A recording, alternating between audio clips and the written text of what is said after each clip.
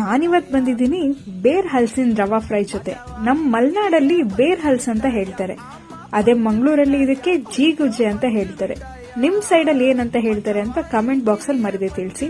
ಬನ್ನಿ ಹೇಗ್ ಮಾಡೋದು ಅಂತ ಹೇಳ್ಕೊಡ್ತೀನಿ. ನಾನ್ ಬೇರ್ ಹಲ್ಸನ್ನ ಕಟ್ ಮಾಡಿ ಇಟ್ಕೊಂಡಿದೀನಿ, ಅಂದ್ರೆ ಸ್ವಲ್ಪ ದಪ್ಪಗೆ ಕಟ್ ಮಾಡಿ ಇಟ್ಕೊಂಡಿದೀನಿ. ಅದಕ್ಕೆ ಉಪ್ಪು ಹಾಗೆ ಒಂದ್ ಸ್ಪೂನ್ ಅಷ್ಟು ಖಾರದ ಪುಡಿ, ಸ್ವಲ್ಪ ಅರಿಶಿನ ಪುಡಿ, ಶುಂಠಿ ಬೆಳ್ಳುಳ್ಳಿ ಪೇಸ್ಟ್ ಹಾಗೆ ಹುಣಸೆ ಹಣ್ಣಿನ ರಸ ಹಾಕಿ ಚೆನ್ನಾಗಿ ಅದಕ್ಕೆ ಮಿಕ್ಸ್ ಮಾಡಿಬಿಟ್ಟು ಇಟ್ಟಿದ್ದೀನಿ ಒಂದ್ 5 ನಿಮಿಷ.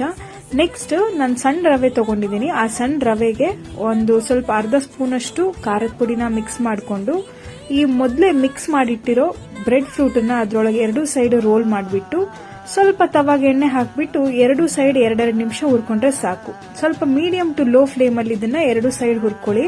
ನಿಮ್ಗೆ ಏನಾದ್ರೂ ಡೌಟ್ ಇದ್ರೆ ಒಂದ್ ಸ್ವಲ್ಪ ನೋಡಿ, ಅಲ್ಲಿ ನೈಫ್ ಅಲ್ಲಿ ನೀವು ಅದನ್ನ ಪ್ರೆಸ್ ಮಾಡಿ ನೋಡಬಹುದು, ಆಗ ಗೊತ್ತಾಗತ್ತೆ ನಿಮ್ಗೆ ಬೆಂದಿದೆ ಅಂತ. ಇಷ್ಟೇ ಸಿಂಪಲ್ ಆಗಿ ಮಾಡಬಹುದು, ಬಟ್ ಟೇಸ್ಟಿ ಆಗಿರುತ್ತೆ. ಇದನ್ನ ಸ್ನಾಕ್ಸ್ ಆಗಿ ಕೂಡ ತಿನ್ಬಹುದು ಅಥವಾ ಊಟದ ಜೊತೆ ಸೈಡ್ ಡಿಶ್ ಆಗಿ ಕೂಡ ತಿನ್ಬಹುದು. ನೀವು ಮನೇಲಿ ಮಾಡಿ ನೋಡಿ ಹೇಗಾಗಿತ್ತು ಅಂತ ಮರೀದೆ ತಿಳಿಸಿ. ಅಲ್ಲಿವರೆಗೂ ಟೇಕ್ ಕೇರ್, ಬಾಯ್.